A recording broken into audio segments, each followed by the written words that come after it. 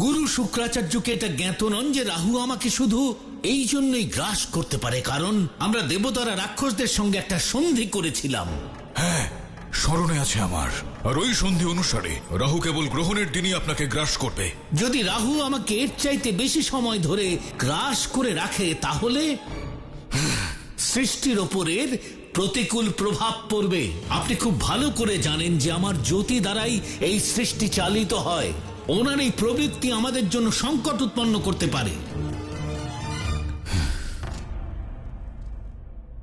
বোধ করি আসন্ন সূর্যগ্রহণ কেবলমাত্র শুধু আপনার জন্যই নয়, সমগ্র সৃষ্টির জন্য ঘোর সংকট রচনা করবে।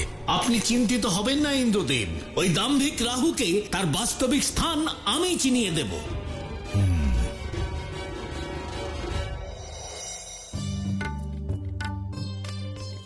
মারুতি, পরশু সূর্যগ্রহণ, তুমি কিন্তু মহলেই থাকবে।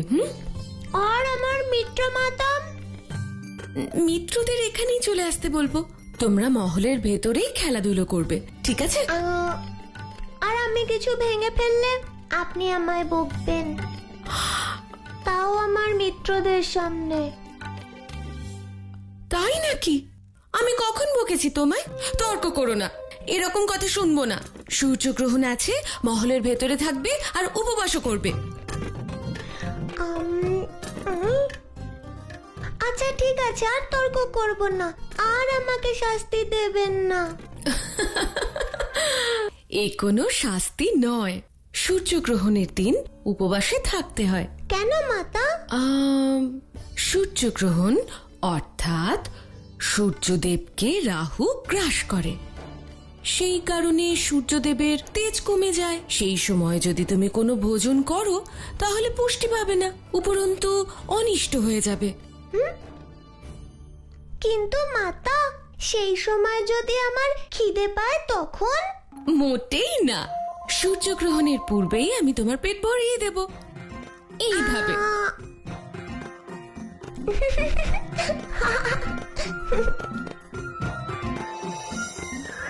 দুষ্ট রাহু, যদি সাহস থাকে তো আমার সম্মুখে এক্ষুনি প্রকট হন। রাহু!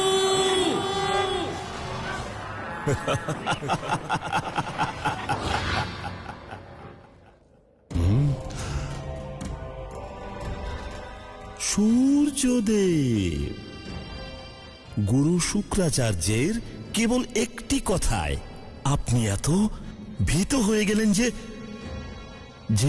যে ছুটতে ছুটতে এখানে আমার কাছে চলে এলেন। সৃষ্টি আপনাকে শুধু এই জন্য চেনে যে একদিনের জন্য আপনি সূর্যকে গ্রাস করেন। আপনি অধর্মী, লোভী রাক্ষস, আর আমি জ্যোতির উৎস। আমার কারণেই সৃষ্টি আলোকিত হয়, আমার কারণেই বৈকুণ্ঠ, ব্রহ্মলোক, কৈলাস আলোকিত হয়। আমার জ্যোতির কাছে ত্রিদেবের দ্বিতীয় ম্লান হয়ে যায়।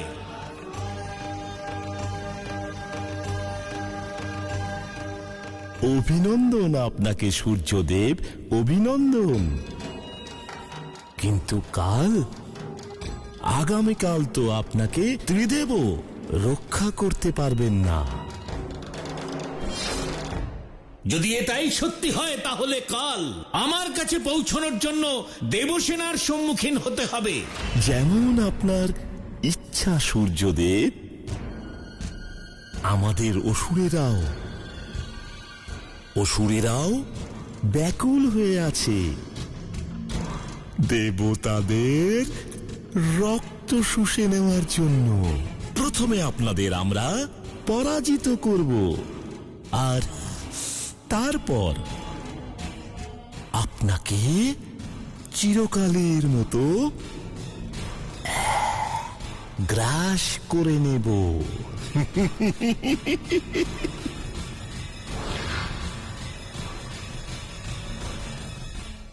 দেবতা আর রাক্ষসদের মধ্যে রাহুর দেবপদ থেকে আরম্ভ হওয়া এই প্রতিদ্বন্দ্বিতা তাদের সম্পর্ককে আরো ভয়ঙ্কর করে তুলতে পারে প্রভু।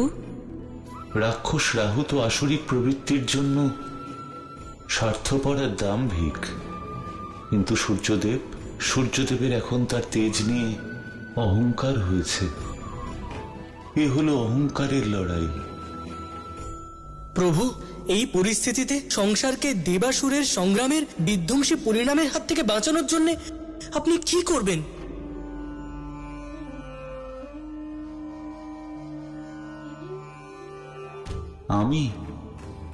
আমি তো মারুতির ঋণ শোধ করব। কোন ঋণ প্রভু? তোমাদের নিশ্চয়ই স্মরণে আছে, অন্তিমবার মারুতির সঙ্গে সাক্ষাতের সময় সে তার সবচেয়ে মূল্যবান বস্তু আমায় দিয়েছিল। লাড্ডু? মাতা অঞ্জনির হাতে তৈরি লাড্ডু, যা গ্রহণ করে আমি মাতার মমতার আস্বাদ পেয়েছিলাম।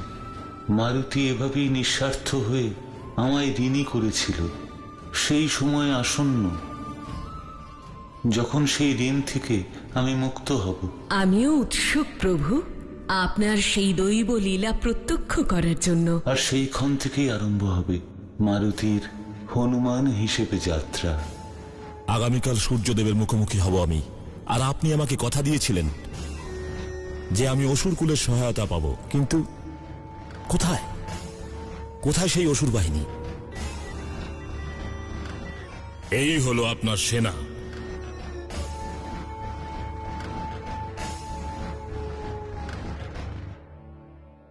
কিন্তু গুরুদেব, এ তো অসংখ্য রাক্ষসের ক্ষতবিক্ষত শবদেহ। এরা হলো সেই রাক্ষস যারা বিভিন্ন যুদ্ধ সংগ্রামে নিজেদের প্রাণ বিসর্জন দিয়েছেন দেবতাদের হাতে। কিন্তু আমি নিজের তপস্যা বলে যুগ যুগ ধরে এদের মৃত শরীরকে অক্ষত রাখবার চেষ্টা করেছি। আর এই মৃত সেনারা আমাদের পক্ষ থেকে যুদ্ধ করবে, আর আমরা যুদ্ধে জয় লাভও করব। এ কি করে সম্ভব গুরুদেব? এ তো প্রকৃতির নিয়মের বিপরীত।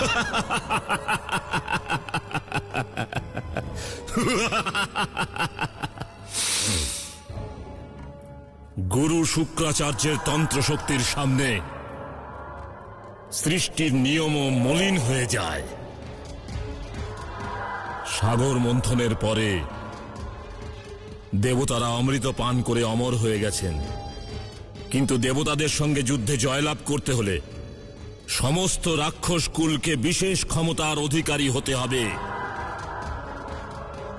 শুধু এই কারণে আমি মৃত সঞ্জীবনী বিদ্যা নিয়ে কঠোর তপস্যা করেছি।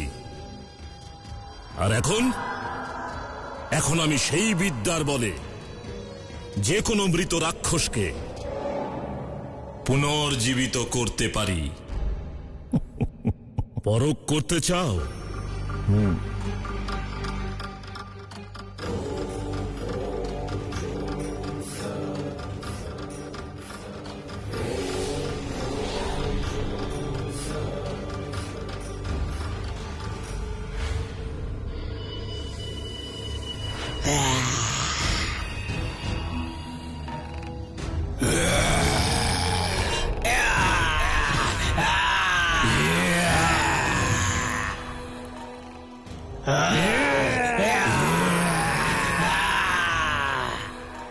রাক্ষস শক্তি, রাক্ষস শক্তি, রাক্ষস শক্তি, রাক্ষস শক্তি, রাক্ষস শক্তি, রাক্ষস শক্তি, রাক্ষস শক্তি।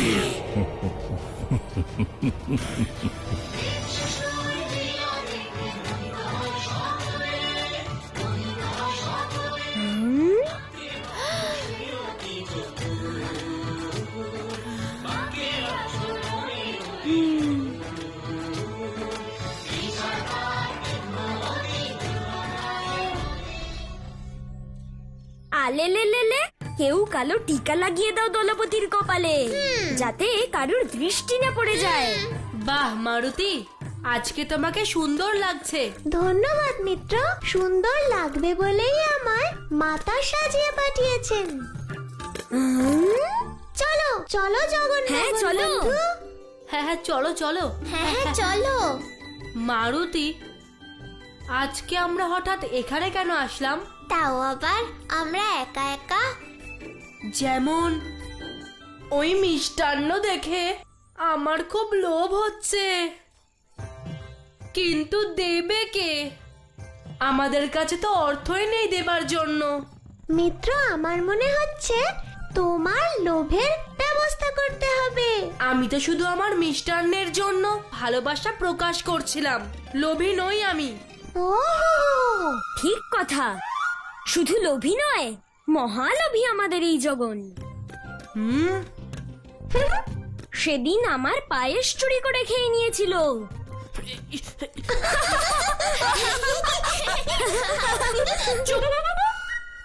মিষ্টান্নের প্রতি আমিও খুব দুর্বল মিত্র, সেই জন্যই তো এসেছি। শোনো, কাল সূর্যগ্রহণ, যতক্ষণ গ্রহণ চলবে ততক্ষণ আমাদের উপবাসে থাকতে হবে। তাই মাতা আমায় অনুমতি দিয়েছেন, যা আমাদের পছন্দ তা আমরা খেতে পারি। তাহলে তো এত মিষ্টান্ন খাবো, এত মিষ্টান্ন খাবো, তুমি তুমি বলতেই পারবে না কত মিষ্টান্ন খেয়েছি।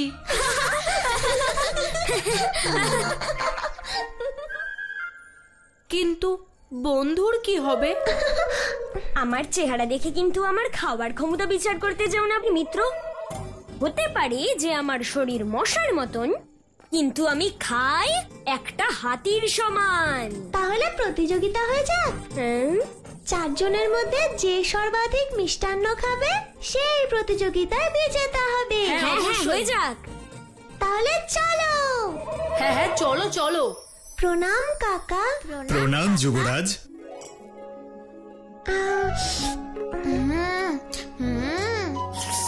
আপনার কাছে যা যা ভালো মিষ্টান্ন আছে আপনি আমার মিত্রদের আর আমাকে দিন। এক্ষুনি দিচ্ছি।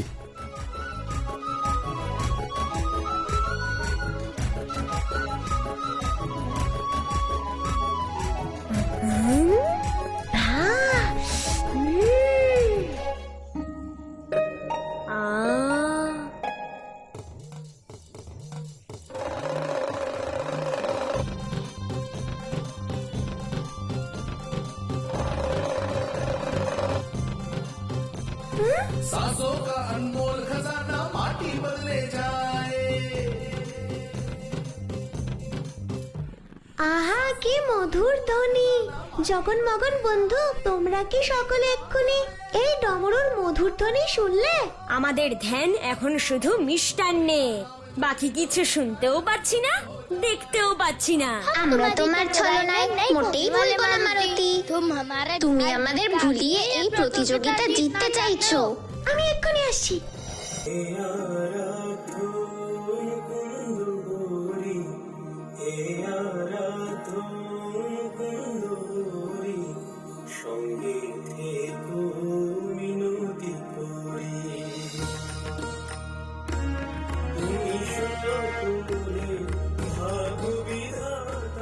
এই অলৌকিক ধ্বনি কোথা থেকে আসছে?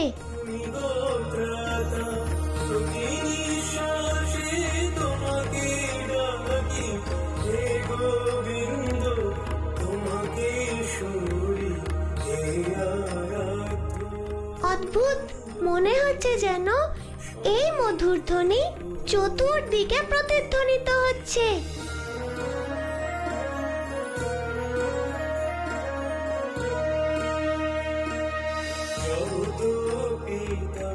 ওই তো উনি গাইছেন।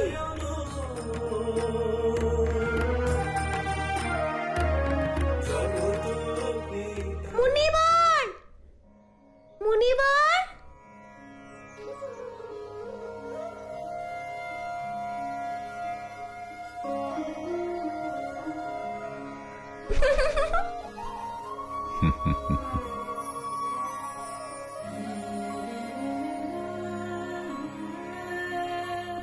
কেমন আছো তুমি? আপনার দর্শন পেয়ে আমার মন প্রসন্ন হয়ে গেল মুনিবর। আমাদের দুজনের সেই যাত্রার অসংখ্য স্মৃতি আছে আমার মনে, কারণ তারপরেই আমি আমার আরাধ্য দেবতা প্রভু শ্রীরামের নাম পেয়েছিলাম।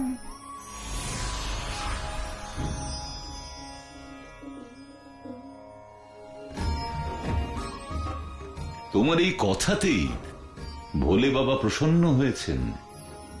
পথভ্রষ্ট পথিককে পথ দেখানোই তো যোগীদের কাজ। আপনি আমাদের সুমেরুতে কোনো বিশেষ প্রয়োজন বুঝি?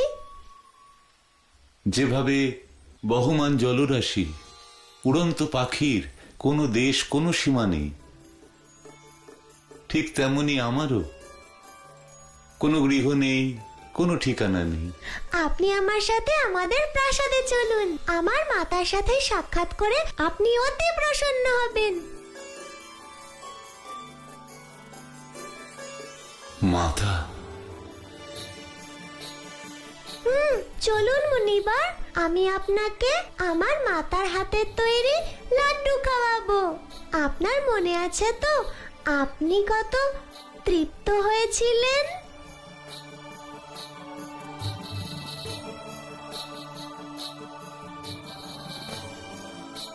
সাংসারিক দৃষ্টিতে তা লাড্ডুই ছিল, কিন্তু আমার কাছে তা প্রথমবার মাতৃস্নেহের অনুভূতি ছিল।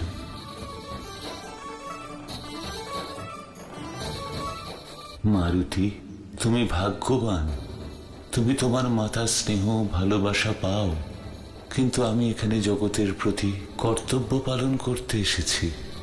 চলুন না। আজ নয়, আজ আমায় অন্য কোথাও যেতে হবে, কিন্তু তুমি লাড্ডুর কথা মনে করিয়ে দিলে, ভালো লাগলো। আমি ক্ষুধার্ত ছিলাম, আর ওই লাড্ডু গ্রহণ করে আমার আত্মা খুবই তৃপ্ত হয়েছিল। তোমার কাছে যে ঋণ রয়ে গিয়েছিল আমার, আজ তা শোধ করবার সুবর্ণ সুযোগ।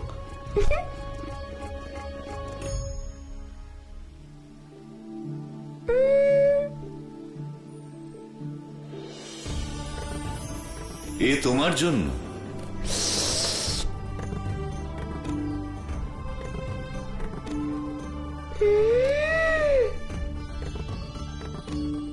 ধন্যবাদ মুনিবার।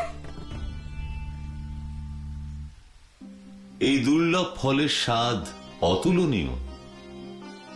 এ আমি তোমার জন্যই এনেছি। একে গ্রহণ করো আর আমায় ঋণ মুক্ত করো। আহা, অতি উত্তম, অদ্ভুত।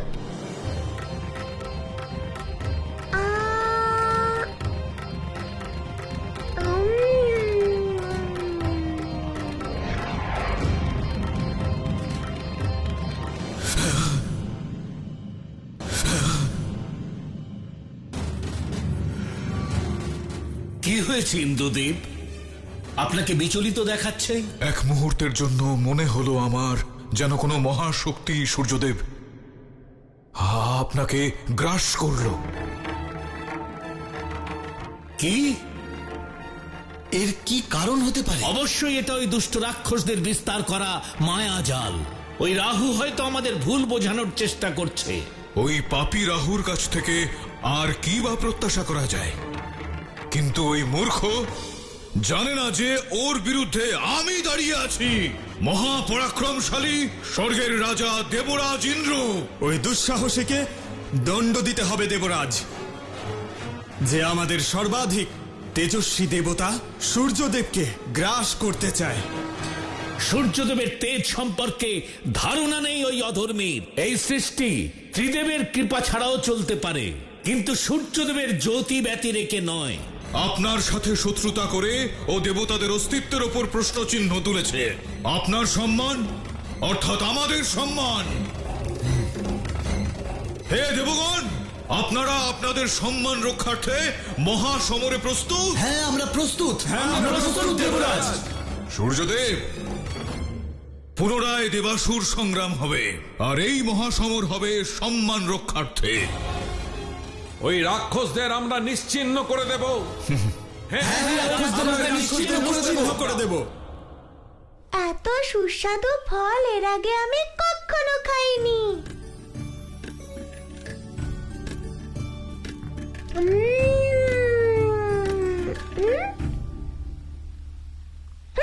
মুনিবার, এই মুনিবারও খুব রহস্যময়। হঠাৎ প্রকট হন, হঠাৎ উধাও।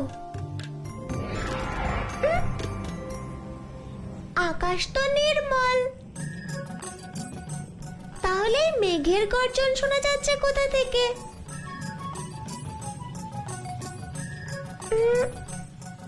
আমার পেট থেকে হঠাৎ এত খিদে পাচ্ছে কেন? আচ্ছা ঠিক আছে, দোকানে যাই বরং।